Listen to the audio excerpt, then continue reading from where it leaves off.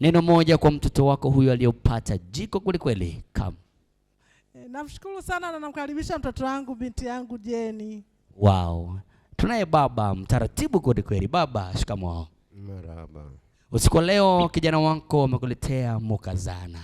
Hebu waambie watu namna gani unajisikia usiku leo before sijaruhusu kuingia ukumbini. Karibu. Asante, najisikia furaha sana kwa sababu nimeletewa atakayekuwa ananipikia. Makofi na vigeregele. Okay, basi wageni waliko mabini mabwana, iliko hapa ni familia ya bwana harusi.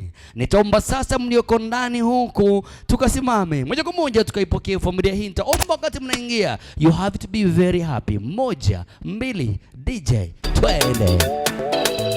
Twende. La la la. Twende. Wote.